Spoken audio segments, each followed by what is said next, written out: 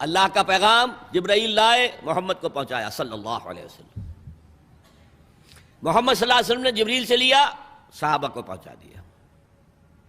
اب تیسری لنک ہے امت محمد صلی اللہ علیہ وسلم۔ اب تمہارا کام ہے پہنچاؤ پوری نوع انسانی کو، اس لیے کہ میں صرف عرب کے لیے رسول بنا کر نہیں بھیجا گیا۔ وَمَا أَرْسَلْنَاكَ إِلَّا كَافَّةً لِلنَّاسِ بَشِيرًا وَنَذِيرًا، ہم نے نہیں بھیجا ہے نبی آپ کو مگر تمام نوع انسانی کے لیے بشیر اور نذیر بنا کر۔ تو حضور نے تو خود صرف عرب تک تبلیغ کی ہے، باقی کچھ خطوط لکھے ہیں، اس سے کوئی حجت تو قائم نہیں ہو جاتی۔ مکے والوں پر 12 برس تبلیغ کی ہے، ہندوستان میں تو کوئی آیا ہی نہیں، چین میں کوئی پہنچا ہی نہیں، تمام دنیا تک یہ کام اب امت کے حوالے۔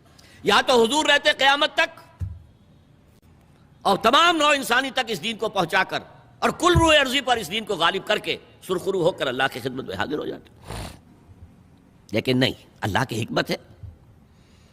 اے نبی اب آپ کی امت کا کام ہے۔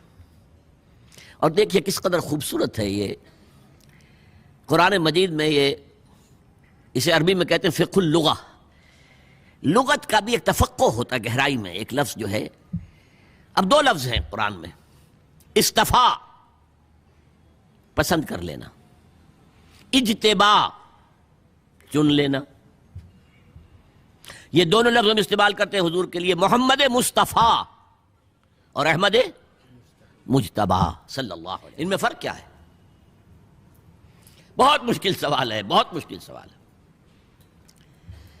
دیکھیے استفاء میں پسند کرنے والے کی پسند کو دخل ہے، اجتباء میں کسی کام کے لیے کسی کو سلیکٹ کرنا ہے۔ ٹو چوز از استفاء، ٹو سلیکٹ از اجتباء۔ آپ کو ہاکی کی ٹیم باہر بھیجنی ہے تو آپ مقابلے کرواتے ہیں، دیکھتے ہیں کون اچھے کھلاڑی، سلیکشن ہوتی ہے، سلیکشن ہے، یہ سلیکشن ہے۔ اور ایک کوئی گیا ہے باغ کی سیر کو اور گلاب کے ایک پودے میں 10 پھول لگے ہوئے ہیں، اس کے دستے ہنائی نے ایک پھول توڑ لیا، پسند کر لیا، اس کی پسند پر نہیں، اٹس ہر چوائس۔ تو چوائس ٹو چوز از استفاء، ٹو سلیکٹ از اجتباء، اور دونوں بہت قریب ہیں۔ اب امت کے لیے کیا کہا؟ جاہدوا فی اللہ حق جہادہ ھو اجتباکم، اسی رکوع میں، وہی سورہ حج کا آخری رکوع، 6 آیتوں پر مشتمل قرآن مجید کا جامع ترین رکوع، جس میں پہلے فرمایا اللہ یصطفی من الملائکۃ رسلا ومن الناس،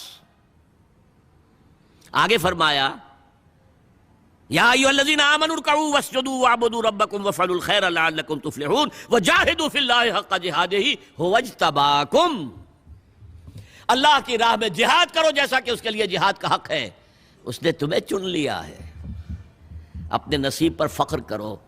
اب تم رسالت کی ایک کڑی سے بڑا منصب کوئی ہوگا؟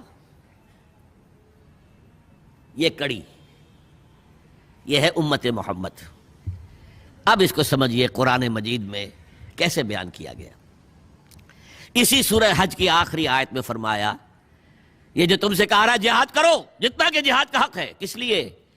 لِيَكُونَ الرَّسُولُ شَهِيدًا عَلَيْكُمْ وَتَكُونُوا شُهَدَاءَ عَلَى النَّاسِ، تاکہ رسول گواہ بنے تمہارے خلاف اور تم گواہ بنو پوری نوع انسانی کے خلاف۔ کہ اللہ ہم نے پہنچا دیا تھا، تیرے رسول کی امانت ہمارے پاس آئی، ہم نے پہنچایا۔ یہ ہے شہادت کا فلسفہ، ہے کئی ذہنوں میں؟ یہ ہے امت کی پس منظر میں سوچئے ہم کہاں کھڑے ہیں، ہم کس شے کی گواہی دنیا کے سامنے دے رہے ہیں؟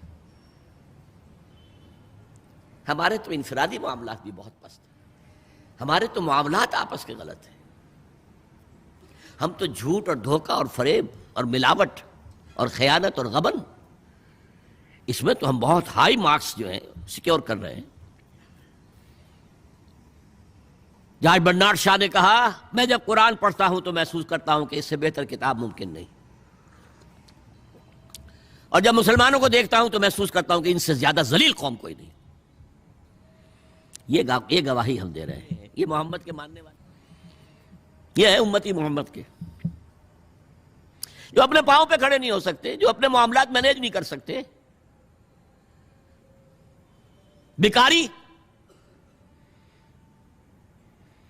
یہ اور کہاں ہے وہ دین؟ کوئی ایک ہی دنیا میں دکھا سکتے ہو کہ یہ ہے دین؟ آؤ، see with your own eyes. This is